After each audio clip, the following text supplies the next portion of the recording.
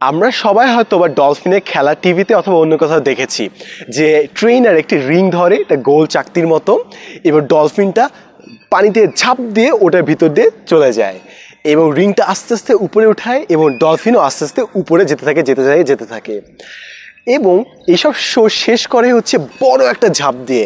বিশাল ডলফিনটা উপর দিয়ে ঝাঁপ দিবে এবং পানির ঝাঁপটায় পুরো অডিয়েন্স ভিড়ে যাবে। এইভাবে প্রোগ্রামটা শেষ করে। এখন আমরা যদি একবার চিন্তা করি কিংবা ট্রেনিংগুলো যদি দেখি, ডলফিনটা কিন্তু প্রথম দিন থেকে এত উপরে লাফ দিয়ে শিখে না, ওটাকে আস্তে আস্তে করে শেখাতে হয়। এবং আমরা এটা জেনে আরও বেশি অবাক হব যে ফার্স্টে কিন্তু পানির উপর ঝাঁপ দিয়ে শেখানো হয় না, ফার্স্টে পানির নিচে ওদের ট্রেনিং স্টার্ট হয়। পানির নিচে জাস্ট ওই রিংটা ধরা হয় কিংবা রশিটা ধরা হয় এবং ডলফিনটা যদি রশির উপর দিয়ে যায় তাহলে ওকে খাবার দেওয়া হয়, বাট রশির নিচ দিয়ে যদি যায় তাহলে ডলফিনটাকে খাবার দেওয়া হয় না। সাইকোলজি ভাষাটাকে কন্ডিশনিং বলে, অর্থাৎ আমরা যেই বিহেভিয়ারটা চাচ্ছি ওটাকে কোনো রিওয়ার্ড দিয়ে, কোনো প্রাইজ দিয়ে শেখানো। সোজা বাংলায় ডলফিনটাকে রশির উপর দিয়ে যাওয়ানো শেখা হয়। তারপর ডলফিনের জন্য আস্তে আস্তে বুঝলো যে রশির উপর দিয়ে গেলেই আমাকে খাওয়ানো হবে, তো আস্তে আস্তে রশিটা আবারও উঠানো হয়, আবার ডলফিন যায় খাওয়া পায়, আরেকটা রশি উঠানো হয়। এভাবে গ্র্যাজুয়ালি রশিটা আস্তে আস্তে দিনের পর দিন এভাবে আস্তে আস্তে আস্তে আস্তে করে ওঠানো হয়।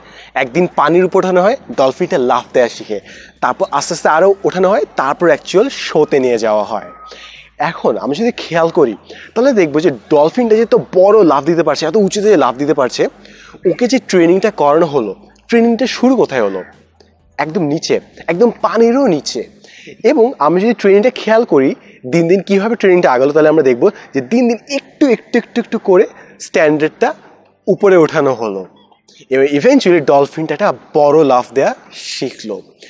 এটা খালি ডলফিন না, যে কোনো প্রাণীকে এভাবে শেখানো হয়, এমনকি মানুষকেও কিন্তু এভাবে অনেক ক্ষেত্রে ট্রেনিং করা যায়, জিনিসটাকে কন্ডিশনিং বলে।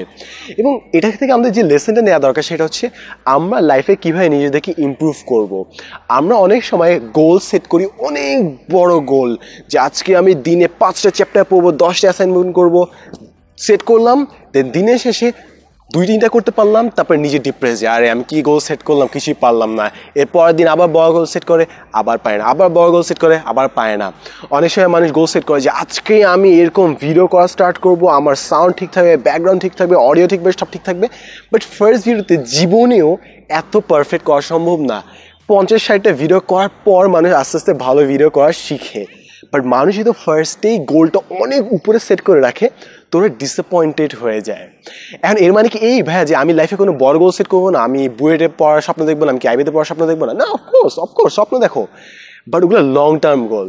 আমি দিনের পর দিনের কথা বলছি, যে দিনের পর দিন যেসব আমরা সেট করছি ডেইলি রুটিন, ওই দিনের গোলগুলো যেন এমন হয় যেগুলো আমরা অ্যাচিভ করতে পারি।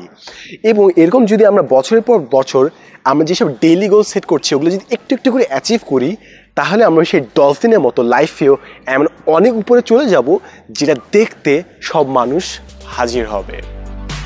Thanks for watching.